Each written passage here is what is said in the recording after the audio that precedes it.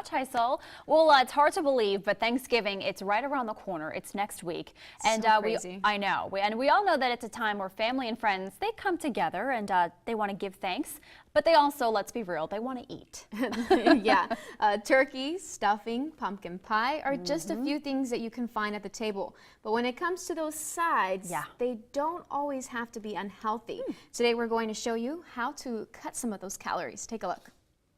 So we're back with Katie Sampaio. She's an author, she's a nutrition expert, and she's also a trainer. And today we're going to be talking about healthy Thanksgiving options because Thanksgiving, it's right around the corner. Yeah, crazy, right? Yes. It's already here. It's already here. Thanksgiving, I think people have the idea that they can just overindulge. They can eat until they sleep, right? Yeah, pretty much. That's what everyone looks forward to, eating and sleeping. Yeah, absolutely. But there are healthy options, guys. You don't have to get the canned jelly. You can make a really beautiful, healthy option for the jelly. So talk about some of the things we have here right now. So all of this are healthy Thanksgiving sides. So I took the typical unhealthy stuff and I flipped them, and then I added some just general healthy stuff that you can add into the mix, because if you notice on Thanksgiving, it's like carbs. Yes, it's all bread, carbs, stuffing, everything. bread. Yeah. So my whole goal with this was to lighten it up a little bit so that we can still eat food that tastes good. But and you can fit dessert after. Yeah, because that's what I care about. Me too. The dessert is going to be unhealthy no matter what. Yes. But the rest of it is now not going to be so filling and weighing you down. Yes. So this first thing that we have right here. So this is just a bunch of root vegetables that are roasted with some rosemary and olive oil, and that's it. So we have beets, which are a great fall vegetable to add in. We have sweet potatoes and carrots, and that's it. So now we actually have vegetables at the table instead of that overloaded green bean casserole that is absolutely a heart attack on a plate. Right, loaded with stuff in it. So. And but it's not just plain. It's not just throw stuff on a pan, and we're not asking you to eat it plain. I see you have some rosemary on top, right? Rosemary, salt, pepper, olive oil, and garlic, and that's you it. Just put it right in the oven pan, and you bake it. 400 degrees. We have it on, and it's for about 40 minutes. Wow! So it's really quick. It looks really good. I'm a fan of sweet potato. I love roasted sweet potatoes. I stole a carrot earlier before, and it was good. It's good. It's really good because I have a problem eating my vegetables too, even though I'm a trainer. Yeah. I kind of have to force myself to do it, but with this, I really just I guess cooking it for that long really makes the flavors blend with it. Oh yeah. So that's really great. And then over here, next item. So we have, typical mashed potatoes, right? That are loaded with butter, loves milk. Mashed potatoes. Like stuff that's, it tastes great, but it's not really good for us. Yeah, so what I did is I took cauliflower. This is not a potato, this is cauliflower. I boiled the cauliflower, and then I put it in the food processor with rosemary, olive oil, salt and pepper, and garlic, and that's it. And is this something that people can do freehand? Do they need to measure?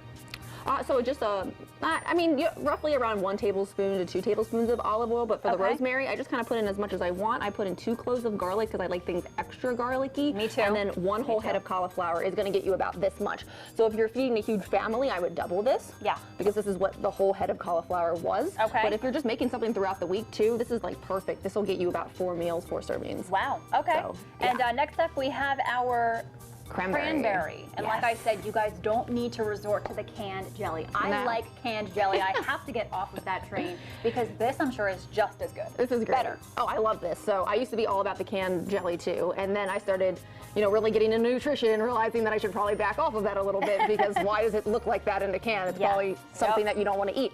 So for this, cranberry sauce is my favorite part of Thanksgiving, as weird as that sounds, besides the dessert, because it's sweet probably. But all I did was take fresh cranberries, chunks of pineapple, and chunks of a regular apple. That's it. There's no sugar. There's no orange juice, which adds sugar to it. Usually when you see healthy recipes for cranberry sauce, they'll usually put orange juice in, but then you're just adding a ton of sugar. Nope. Like that's it. It's literally 3 ingredients. Oh, and cinnamon. I have to try this because I love cranberry too, and it's good.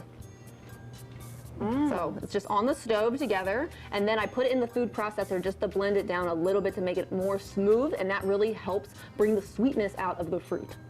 That tastes like apple pie. I'm not kidding. There we go. That is amazing, amazing, amazing, and healthier. Yeah, way healthier. The sugar is like super low. You don't have to feel bad about it. Okay. And then the last thing we have is it's always nice to have a fresh salad. Yeah. At every meal, I think. But let's not make it boring.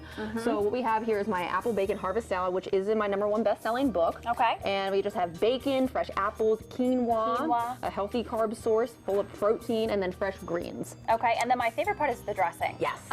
apple cider vinegar and olive oil. You would think the apple cider vinegar, too bitter, because that's what I think of.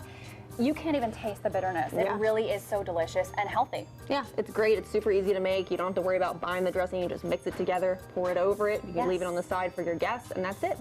So yeah, that's a way that you can actually make your Thanksgiving meal healthy. So these are the side options, because the turkey's not really the problem. It's the sides that we're eating.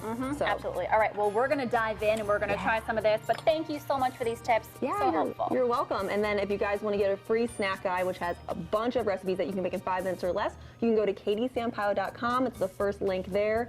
It'll be sent straight to your inbox. You can also follow me on Facebook, Instagram, Twitter. I got it all if you want to stay up to date with what I got going on. And she also has a fabulous cookbook. Yep, right there. Eat to Thrive Anti-Diet Cookbook. Everything can be made in #1 bestseller. 30 minutes or less, #1 bestseller. So get it on Amazon. Amazing. Thank you so much, Katie. Bye, thanks. Yum. Yum. I will be the first to admit I love eating on Thanksgiving. I love the mashed potatoes. I love the pumpkin pie. But her sides were delicious. The cauliflower, you can't even tell, honestly, besides the consistency. It was great. Yeah, and it's definitely true that you eat so much that by the time you get to dessert, you're so You don't full. want it. I usually have to wait like an hour to eat dessert. to eat dessert. So I know. doing the light sides, I think, will help. Yes, yes, yes. And next week we'll be discussing how to portion your meal so you do not overeat.